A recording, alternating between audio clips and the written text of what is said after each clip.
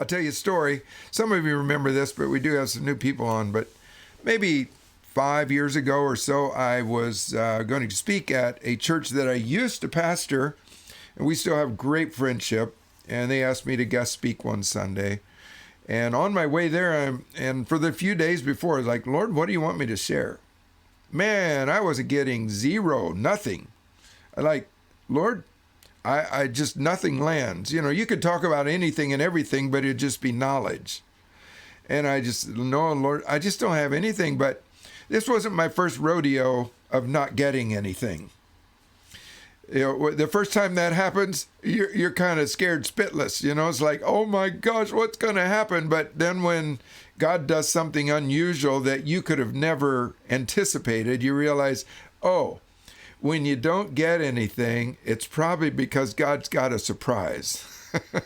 So that's what I knew. I had no idea what the surprise was. Okay.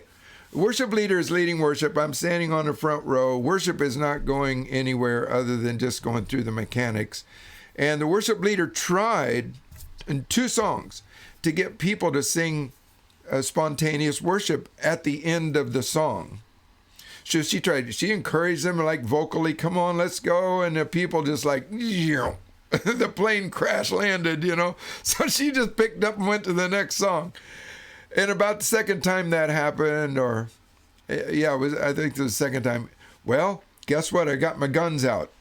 Remember what I said about the conference this last weekend? Well, I lifted both of my hands and I turned my guns around and I aimed them at the people. And I said, okay, angels. Literally, I engaged the angel. I said, angels, let's unlock their hearts. Let's unlock their hearts. So I just, now, not from my head, and not just my words, but from my spirit. Okay, here it goes. Like this, and then out my hands. Okay, we're unlocking the hearts of the people. Going to bring them into worship. Woo, I feel that right now. Going to bring them into worship. Now, nothing happened at that moment. So I just ceased my little exercise. Well, she got up to the end of another song and she had struck out the 2 times before, so she didn't even try on this next song. She just stopped, and the keyboardist was over on an acoustic piano and he just kind of tinkled a little bit, and there wasn't anything melodious or special about what he was doing, but he was the only sound in the room. But now this is what happened. The people just, within probably 10 seconds, just kind of like this, and it was a full roar in the room. Now, I've pastored that church. That has never happened ever before. And afterwards, I asked the people, some of the leaders, I said, how would you describe that? Have you seen that happen before? Because I hadn't ministered there for probably 8 or 10 years at that point. And they said it's never happened there. They called it a roar. A roar. Okay, so this is a small town church, probably 100, 150 people in the room. But the room was filled with a roar of worship. When that settled down, there was an eruption of somebody praying for somebody on the other side of the room and prophesying over them. Now, that's not normal.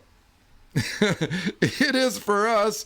We're learning how to move in that as a spontaneous just reality, but not in this group. And then back and forth, and several other things happened where there's just tears and freedom in the room. Well, the head elder got up. The main elder got up, and he says, guys, I got to tell you something. You know, back when the worship ended and then that roar happened, he said, I had a vision. He said, I saw, and he called it a red baron angel, come out of the throne room and went, and he actually said this sound, it went down into our congregation. I'm thinking, oh my goodness, that's what I did a while ago. I engaged angels, and here a person who has no idea what I had engaged in is giving confirmation. So we had angelic help to unlock the people. So angels are not only our personal assets, but as you and I come into eldership, seasoned capacity to govern, they come into partnership. We come into partnership with them. We can flow together in terms of opening up the hearts of God's people. Well, that went on all morning. And at 11:45, they gave me the microphone. And they said, okay, Mark, you can deliver the word of the Lord however you want to.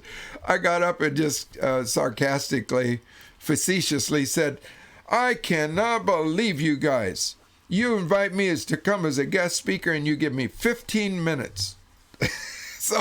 But then I told them the whole scenario, that God hadn't given me anything, that God was, I was confident God had a surprise, and boy, did we have a surprise.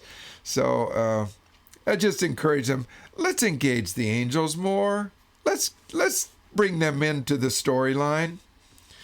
So that's going to become more and more natural and normal for us.